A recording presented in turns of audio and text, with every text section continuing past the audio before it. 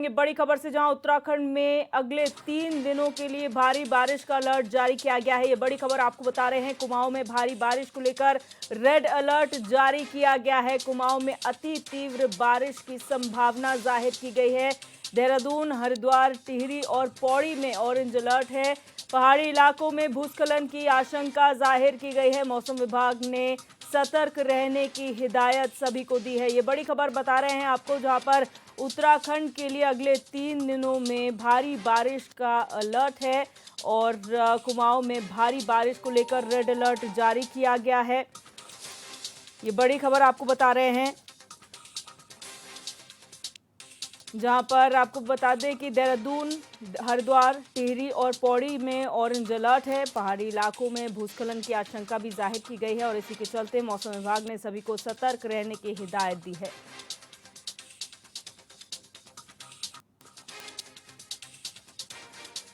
तो लगातार बारिश यहां पर देखने को मिल रही है। मॉनसून ने दस्तक दे दी है उत्तराखंड में भी और अलग अलग जिलों के लिए अलर्ट जारी किया गया है। कुमाऊं क्षेत्र के लिए भारी बारिश का रेड अलर्ट जारी किया गया है। वहीं गढ़वाल के कई क्षेत्रों में बारिश का ऑरेंज अलर्ट है। आपको बता दें, देहरादून, हरिद्वार, टिहरी और पौड़ी है वो जगह जहां पर बारिश का ऑरेंज अलर्ट जारी हुआ है और पहाड़ी इलाकों में भूस्खलन की भी संभावना जाहिर की गई है।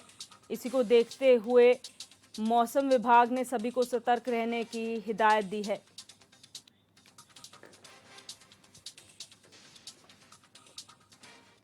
और हमारे संवाददाता हिमांशु गौड़ इसी खबर पर हमारे साथ लाइव जुड़ चुके हैं। हिमांशु, मॉनसून ने दस्तक दे दी है उत्तराखंड में। मौसम विभाग ने क्या कुछ यहां पर अलर्ट जारी किया है और क्या निर्देश दिए गए हैं?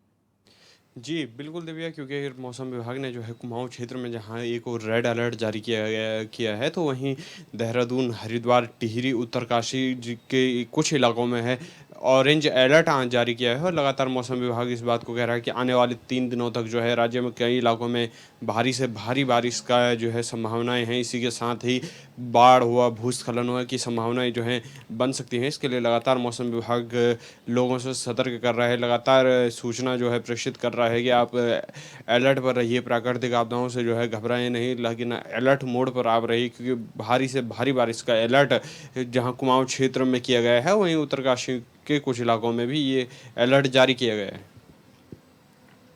यहाँ पर हिमांशु, जिस तरह से अलर्ट जारी किया गया है, विभाग की क्या कुछ तैयारियां हैं? आपदा प्रबंधन को लेकर क्या कुछ व्यवस्थाएं देखने को मिल रही हैं, क्योंकि पहाड़ी क्षेत्र में भूस्खलन की आशंका भी जाहिर की गई है? जी, बिल्कुल, क्योंकि पहाड़ी क्षेत्रों में जहाँ पर भूस्खलन की संभावनाएँ जो है व्यक्त की गई हैं, प चट्टानों का दरकना हो सकता है, इसी के साथ ही रोडों में जो है जाम होने की समस्या बताई जा गई है। तो कहीं न कहीं जो आपदा प्रबंधन विभाग है वो अलर्ट मोड पर है, लगातार जो है उसकी मॉनिटरिंग की जा रही है। मुख्यमंत्री पुष्कर सिंह धामी ने स्वयं कहा था कि आपदा प्रबंधन विभाग जो है अलर्ट मोड पर रही। इसी के साथ ही स्थानीय प्रशासन जो है वो अलर्ट मोड पर रही, किसी भी प्रकार की जान माल की हानि ना हो उसके लिए सतर्क रहने की बात कही गई है। एनडीआरएफ, एसडीआरएफ और डीडीआरएफ का जो है त्वरित कार्रवाई के लिए जो है तत्काल तैयार रहने की बात कही गई है और सारी सामग्रियों की जो है जांच करने की यहाँ पर बात की गई है कि जिन भी उपकरणों की ज़रूरत आपदा के दौरान पड़ती है उन उपकरणों को आप तैयार रखने, ये निर्देश सख्त अधिकारियों के द्वारा दिए गए हैं। अच्छा हिमांशु, यहाँ पर क्योंकि पहाड़ी क्षेत्रों में भूस्खलन की वजह से कई राष्ट्रीय राजमार्ग और स्टेट हाईवेज जो है वो बाधित हो जाते हैं, ऐसे में समय पर उन्हें खोलने के लिए क्या व्यवस्थाएं की गई हैं? क्या एनएचएआई द्वारा वहाँ पर पहले से ही बुलडोजर वगैरह स्थापित किया गया है ताकि वहाँ पर त्वरित कार्रवाई की जा सके? जी, बिल्कुल दिव्या, क्योंकि मानसून सत्र में जो है अमूमन उत्तराखंड में जो है जो यात्रा मार्ग बाधित होता है, चाहे चार धाम परियोजना के मार्ग हों, चाहे पीएमजीएसवाई हो, चाहे अंतर्राज्यीय सड़कें जो हैं वो बाधित होती हैं। और ऐसे में जो है लगातार एनएचएआई जो है वो तैयारी में है, पीडब्ल्यूडी विभाग जो है तैयारी में है, बुलडोजरों की व्यवस्था की गई है, ट्रकों की व्यवस्था की गई है और मलबा किस प्रकार से हटाया जाए उसको लेकर लगातार तैयारियाँ की जा रही है। इसके साथ ही जो है संवेदनशील इलाकों में जो है पुलिस बल की तैनाती की गई है। जैसे मैं बात करूं श्रीनगर के आगे आप अगर निकलते हैं चार धाम यात्रा मार्ग पर सिरोबगढ़ में, वहां पर जो है भारी पुलिस बल की जो है तैनाती की गई है। इसी के साथ ही अन्य क्षेत्र हॉट स्पॉट जिनको घोषित किया गया है उनमें पुलिस बल की तैनाती की गई है। और यात्रा के दौरान हो, क्योंकि चार धाम यात्रा भी चल रही है और ऐसे में किसी भी प्रकार की जान माल की हानि ना हो उसके लिए लगातार चाहे एनएचएआई हो, पीडब्ल्यूडी विभाग हो और आपदा प्रबंधन विभाग हो, तीनों ही आपस में कोऑर्डिनेशन बनाकर यहाँ पर काम करते हुए नजर आ रहे हैं। बहुत शुक्रिया हिमांशु हमारे साथ जुड़ने के लिए और तमाम जानकारी साझा करने के लिए। अब बात करेंगे उत्तर प्रदेश के लखीमपुर खीरी से बड़ी खबर की, जहां नाला निर्माण कार्य में भ्रष्टाचार की पोल खुल गई है। ये बड़ी खबर आपको बता रहे हैं लखीमपुर खीरी से। बड़ी खबर है जहां पर नाले का निर्माण कार्य हुआ था और उसमें अब भ्रष्टाचार की पोल खुली है। पहली बारिश में ही नाले की पत्थर से बनी हुई दीवार ढह गई। जगह जगह नाले की दीवारों में दरारें भी आई हैं। दीवारें पलटने से लाखों के सरकारी धन की बर्बादी देखने को मिली है। जल निकासी को लेकर किया गया था नाले का निर्माण और नगर पंचायत खीरी टाउन का ये पूरा मामला है। तो बड़ी खबर आपको बता रहे हैं लखीमपुर खीरी के नगर पंचायत खीरी टाउन का ये मामला है, जहां पर नाली निर्माण हुआ था और उसमें अब भ्रष्टाचार निकलकर सामने आया है, जिसमें पहली ही बारिश ने तमाम जो तैयारियां हैं उसकी पोल खोल कर रख दी है। पैसा जो है लाखों में खर्च होने के बावजूद भी यहाँ पर जो है गुणवत्ता नज़र नहीं आई और पहली बारिश में पत्थर से बनी हुई दीवार जो है वो ढह गई। साथ ही साथ जगह जगह नाली के जो दीवार बनी हुई है उसमें क्रैक्स देखने को मिले हैं, दरारें पड़ी हुई हैं और इससे लाखों के सरकारी धन का दुरुपयोग हुआ है, बर्बादी हुई है।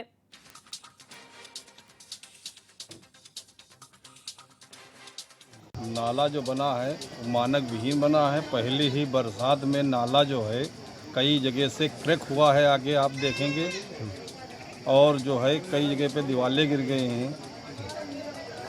नगर पंचायत का जो काम है ना यहाँ कोई जेई मानक के अनुरूप देखता है ना जांच करता है। जो भी नाले बन रहे हैं वो ऐसे ही काम करके ठेकेदार नगर पंचायत अपना पल्ला झाड़ के किनारे हो जाएगी, फिर जनता को परेशानी होगी। पैसे का दुरुपयोग मात्र इन नालों के द्वारा हो रहा है। क्या यही है, जब पहली बरसात में ये हो रहा है तो आगे तो भी बहुत बरसात बाकी हुई है। इसमें आप देख सकते हैं, आपके सामने पड़ा हुआ है कि पहली बरसात ऐसी है तो आगे बहुत है। अब ये है कि नगर पंचायत का भी इसमें पूरा हाथ है। कोई देखने नहीं आता है कैसे क्या बन रहा है, कैसे क्या नहीं बन रहा है। तो कोई निरीक्षण करने नहीं आता यहाँ नहीं, कोई नहीं आता है यहाँ पे। अपने आप अपनी मर्जी से बस ठेकेदार जो है अपने आप सब काम चल रहा है, जैसे चल रहा है सब ठीक ही चल रहा है। कोई किसी को देखने नहीं आता है। कैसे टूटा है नाला देखा आपने? टूटा क्या, पहली बाढ़ आई है, पहला पानी आया है, ये समझ लीजिए पहले पानी में ये हाल है। शहनवाज गौरी हमारे संवाददाता हमारे साथ फोन लाइन पर जुड़ चुके हैं। शहनवाज, जानकारी चाहेंगे कि आखिर क्या पूरा घटनाक्रम हुआ है, कितनी पुरानी ये दीवार बनी है और किस तरीके से ये ढह गई?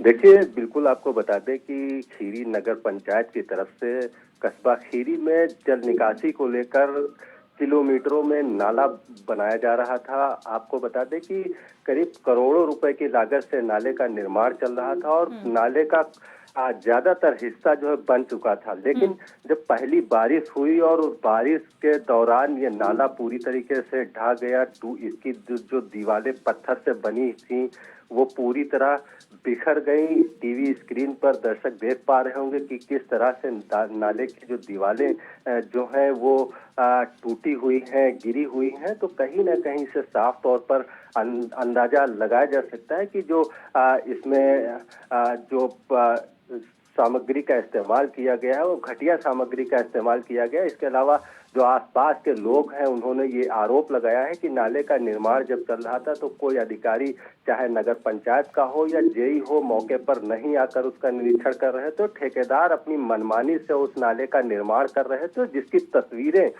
पहली ही बारिश में देखने को मिली है। आपको बता दें, जो नाले का निर्माण है ये किलोमीटरों में बनाया जा रहा था और करीब आपको बता दें कि इस नाले की लगभग करोड़ों रुपए की लागत से इस नाले का निर्माण किया जा रहा था और ये दीवारें टूटकर बिखर गई। तो इसमें जो है लाखों रुपए की बर्बादी सरकारी धन की हुई है। जी, यहाँ पर ये निर्माणाधीन नाला था, इसकी कभी गुणवत्ता की जांच नहीं हुई है? क्योंकि हर बार यही मामले सामने आते हैं कि जब नाला बन जाता है, कोई भी कंस्ट्रक्शन का काम हो जाता है, तब अगर वो टूटता है तो उसकी गुणवत्ता पर सवाल उठते हैं। उससे पहले कोई जांच नहीं करता। तो अधिकारियों की मॉनिटरिंग कौन करता है कि वो काम में लापरवाही बरत रहे हैं या नहीं?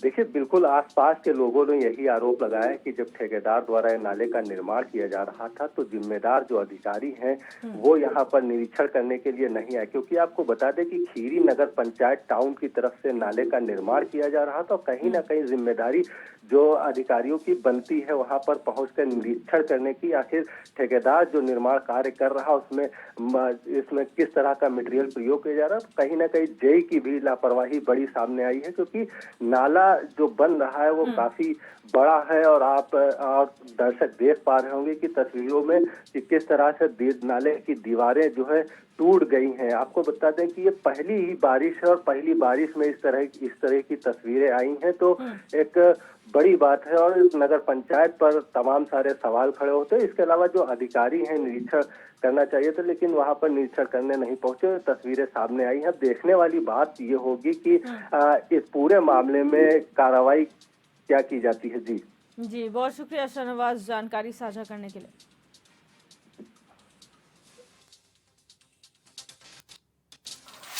और बात करेंगे लखनऊ से बड़ी खबर की, जहां पुलिस और आरोपी की मुठभेड़ हुई है। ये बड़ी खबर लखनऊ से आपको बता रहे हैं। छात्रा पर एसिड से हमला किया गया था, एसिड अटैक यहां पर छात्रा के साथ हुआ था और अब उन्हीं के बदमाशों के साथ पुलिस की मुठभेड़ हुई है। मुठभेड़ में आरोपी घायल हुआ है। आरोपी अभिषेक की पुलिस को तलाश थी। ये बड़ी खबर आपको बता रहे हैं लखनऊ से, जहां पर कुछ समय पहले ही एक एसिड अटैक का मामला सामने आया था, जहां एक छात्रा पर एसिड अटैक हुआ था और उसी आरोपी की तलाश पुलिस कर रही थी। अभिषेक इस आरोपी का नाम बताया जा रहा है, जिसके साथ पुलिस की मुठभेड़ हुई और मुठभेड़ के दौरान आरोपी अभिषेक घायल भी हुआ है।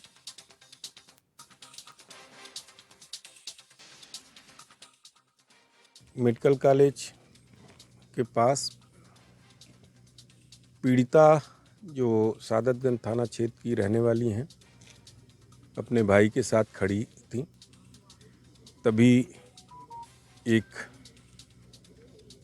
युवक ने इन दोनों लोगों के ऊपर एसिड फेंका, जिससे दोनों भाई बहन घायल हुए। उसके संबंध में थाना चौक पर सम्यक धाराओं में अभियोग पंजीकृत किया गया था। लखीमपुर निवासी अभिषेक वर्मा द्वारा यह घटना। और हमारे यूपी हेड प्रदीप आनंद श्रीवास्तव हमारे साथ फोन लाइन पर जुड़ चुके हैं। प्रदीप, जानकारी चाहेंगे मुठभेड़ में क्या कुछ सामने आया है और ये जो एसिड अटैक हुआ है उसकी वजह क्या मानी जा रही है? देखिए दिव्य, ये 2 दिन पहले की बात है। मतलब परसों इस लड़की के ऊपर एसिड अटैक किया गया था प्रदेश की राजधानी में, और पूरा उत्तर प्रदेश जो है इस बात से सहम गया था, क्योंकि एसिड अटैक की घटनाएं काफी दिन बाद जो है उत्तर प्रदेश में देखने को मिली थी। जो इसका प्रमुख कारण था वो ये था कि एक तरफा प्यार करता था वो लड़की से, प्रेम प्रसंग का मामला था। उसने कई बार उस लड़की को अप्रोच किया था, लेकिन लड़की ने जो है उसको स्पष्ट रूप से मना कर दिया था, और जिसको लेकर उसने ये एसिड अटैक किया था। उसके बाद पुलिस की टीम को लगा दिया गया था और रात में जो है पुलिस की टीम ने अभिषेक नाम के इस बदमाश के पैर में जो है गोली मारी है। वो मुठभेड़ के दौरान मारी है, क्योंकि जब पुलिस अभिषेक को रोकना चाह रही थी तो अभिषेक ने जो है फायरिंग कर दिया था, और फिर पुलिस ने जवाबी फायरिंग में इस बदमाश के पैर में गोली मारी है। फिलहाल इसका इलाज सदर में चल रहा है और अभी पुलिस आगे छानबीन में जुटी हुई है। लेकिन निश्चित रूप से इस तरह की जो तस्वीरें आती हैं, उन तस्वीरों के बाद जो पुलिस के द्वारा रिजल्ट दिए जाते हैं, उससे निश्चित रूप से उत्तर प्रदेश ही नहीं, अगर हम बात करें तो देश के लिए नजीर बनता है। क्योंकि जो बहन बेटियों को इस समय स्वतंत्रता सरकार के द्वारा अपने अभिभावकों के द्वारा दी गई है, उसमें इस तरह के जो कतिपय अपराधी हैं वो बाधक बनते हैं, और उनके साथ अगर इस तरह का बर्ताव पुलिस करती है तो निश्चित रूप से समाज में एक अच्छा और बेहतर संदेश जाएगा, भय का माहौल समाप्त होगा। अच्छा प्रदीप, जो छात्रा इसमें घायल हुई थी एसिड अटैक में, वो और उसके भाई की क्या स्थिति बनी हुई है इस वक्त? देखिए, उनका इलाज निरंतर जारी है। हालांकि एसिड अटैक जो है गनीमत हुई थी कि चेहरे से हट के वो एसिड जो है वो गिरा हुआ था, तो फिलहाल चेहरा तो बचा हुआ है, लेकिन अन्य जगहों पर जहाँ पे एसिड का अटैक हुआ था, प्रभाव था, उन जगहों पर डॉक्टरों की विशेष टीम निगरानी कर रही है और निरंतर इलाज में वो उनका इलाज हो रहा है और इलाज अभी वो खतरे से बाहर बताए जा रहे हैं। फिलहाल दोनों जो है केजीएमयू में जो वन विभाग है उसमें भर्ती थे, खतरे से बाहर दोनों लोग बताए जा रहे हैं। जी प्रदीप, बहुत शुक्रिया जानकारी साझा करने के लिए।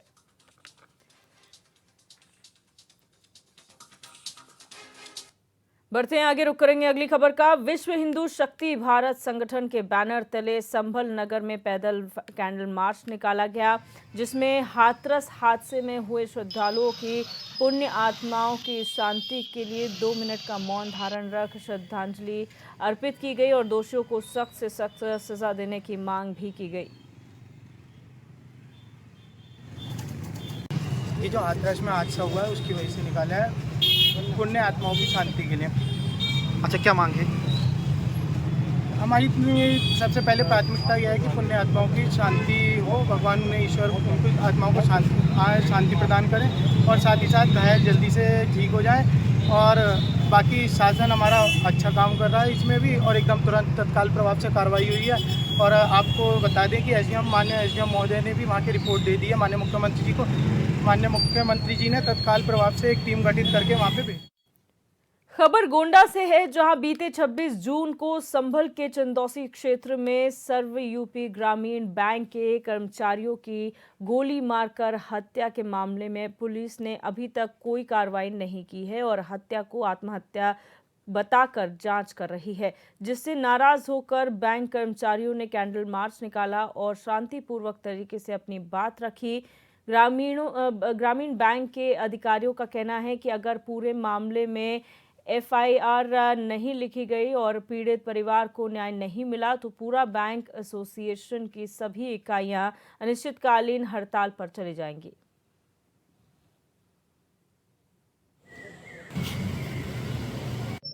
आज प्रथमा यूपी ग्रामीण बैंक के ऊपर एक बहुत बड़ा हादसा हुआ है, जिसकी जिम्मेदारी चंदौसी के जो प्रशासन है, वो प्रशासन इस बात को नहीं चेत रहा है कि इसका अंजाम क्या होगा।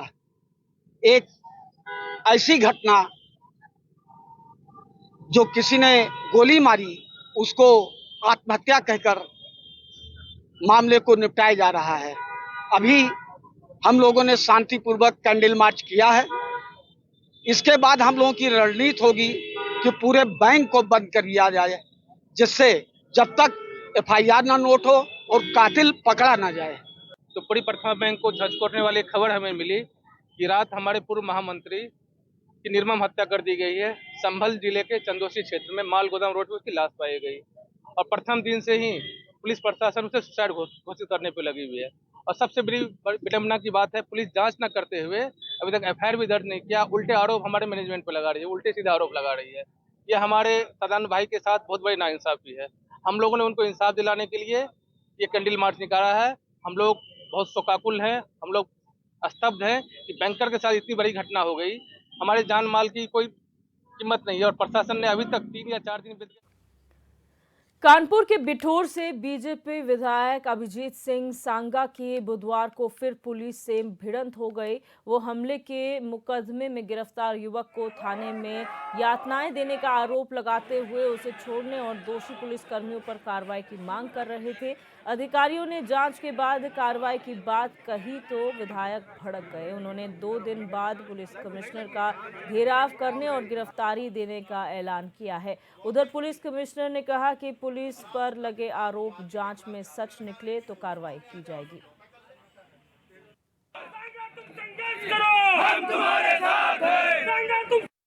धारा 307 आईपीसी में एक वांछित अभियुक्त और इनामी गिरफ्तार हुआ है और उसी के संबंध में वो आए हुए हैं और उनका कहना है कि इसके विरुद्ध पर्याप्त साक्ष्य नहीं है, तो उनको पूरी बात अवगत कराई जा रही है और जो भी विधिक प्रक्रिया है उसको निश्चित रूप से जो भी है पारदर्शिता के साथ, पर्याप्त साक्ष्य के साथ और मजबूती के साथ कार्रवाई की जाती है। किसी निर्दोष के विरुद्ध किसी भी प्रकार की कोई कार्रवाई नहीं है। जहाँ पर आज से लगभग 8-9 महीने पहले एक शिवा निषाद हमारा कार्यकर्ता है, उसके भाई की हत्या हुई थी, जिसमें वो वादी है और निरंतर पुलिस कहीं ना कहीं उस पर दबाव बनाने के लिए कि वो उस मुकदमे में अपना पक्ष जिस मजबूती के साथ लड़ रहा है वो न लड़े, किस तरीके से मुकदमा कमजोर हो जाए। विपक्ष कहीं ना कहीं उस पर गलत तरीके से मुकदमा लगवा रहा है, कभी ग्वालटौली थाना क्षेत्र से लगता है, कभी जाजमऊ से लगता है और पुलिस बिना किसी जांच के उसके ऊपर चार्जशीट भी लगा रही है। जो मुकदमा 308 का था उस पे 307 की चार्जशीट लग रही है। और कहीं ना कहीं जब वो घटना पे भी नहीं था, कहीं बाहर था, जिसका उसके पास प्रमाण है, उसके बावजूद भी दरोगा या विवेचक उसके खिलाफ चार्जशीट लगा रहा है, जिसको लेकर के आज जो चौकी में मुझे जानकारी मिली कि 12 बजे उसको उठा ले गए और रात में 8-9 बजे जब उसके घर वाले ढूंढते हुए यहाँ आए हैं, तब पाया है कि उसको पीटा भी गया है, उसको मारा भी गया है। और रात में उसको, जैसा कि उसका कहना है कि और भी, वो तो कह रहा है कि मुझे 3rd डिग्री की भी बात की जा रही थी, 50,000 रुपए भी मंगाए जा रहे थे। लेकिन बहुत सी चीजें जांच का विषय है, वो जांच होगी। और इब्ने हसन जैदी हमारे संवाददाता हमारे साथ फोन लाइन पर जुड़ चुके हैं। इब्ने, जानकारी चाहेंगे क्या पूरा मामला है? एक तरफ तो पुलिस कह रही है कि एक इनामिया को पकड़ा गया, उस पर कार्रवाई हो रही है, दूसरी तरफ जो विधायक है वो कुछ और ही आरोप लगा रहे हैं, सच्चाई क्या है? जी हाँ दीपा, देखिए मैं आपको बताना चाहूंगा कि ये गुड्डू निवासी धर्मखेड़ा थाना ग्वालतोली, इन्हीं ने एक आरोप लगाते हुए जो है 30 मार्च 2024 को जो है ग्वालतोली निवासी शिवा समेत अन्य आरोपियों ने हमला कर पुत्र विशाल को गंभीर रूप से घायल कर दिया था। तो इसका मामला चल रहा था और ये जिसको अरेस्ट किया है ये वादी था, उसकी तरफ से भी वहाँ पर थाने में तहरीर दी गई थी, जिसको पुलिस ने अरेस्ट किया, अरेस्ट करके लाई थी। लेकिन वहाँ पर लोगों को नागावाज गुजरा और पब्लिक ने जो है विधायक को फोन करके बुला लिया। विधायक वहाँ पहुँचते हैं, पहुँचने के बाद जो है विधायक ने वहाँ पे हंगामा किया, वहाँ पे बातचीत करी। विधायक के समर्थकों ने वहाँ पे खूब उधम मचाया, पुलिस के मुर्दाबाद के नारे भी लगाए गए। और जबकि उनसे विधायक से ये भी कहा गया कि आपकी ही सरकार है, भारतीय जनता पार्टी की सरकार है और आप अपनी ही सरकार में पुलिस मुर्दाबाद के नारे लग रहे हो। तो उन्होंने कहा ये इसकी बात नहीं है, बात ये है पुलिस की कार्यप्रणाली का शैली, जिस तरीके से पुलिस कार्य कर रही है वो बिल्कुल भी कहने लगे बर्दाश्त नहीं किया जाएगा। और अगर इसके लिए कुछ भी हमें बात करनी पड़ी, यहाँ तक कि हमें मुख्यमंत्री से भी बात करनी पड़ी, तो हम इसके लिए योगी से भी बात करेंगे। वहीं पुलिस का सीधा सा कहना है कि विधायक को पता नहीं है, हमने जिसको अरेस्ट किया है वो वांछित अपराधी, वांछित और इनामी अपराधी है, तो उसको हमने गिरफ्तार किया है। और गिरफ्तार करने के बाद करें हम विधायक से इस मामले में विधायक को सब बताएंगे, विधायक को समझाएंगे, उन्हें मालूम होगा तो फिर वो इस तरीके से यहाँ पर जो है धरना प्रदर्शन नहीं करेंगे। और वहीं अगर हम विधायक अभिजीत सिंह सागर की बात करते हैं तो थाना के तेवर जो थे वो बिल्कुल सख्त थे और बिल्कुल भी मानने वाले नहीं थे। देर रात तक थाने में ये हंगामा जारी रहा।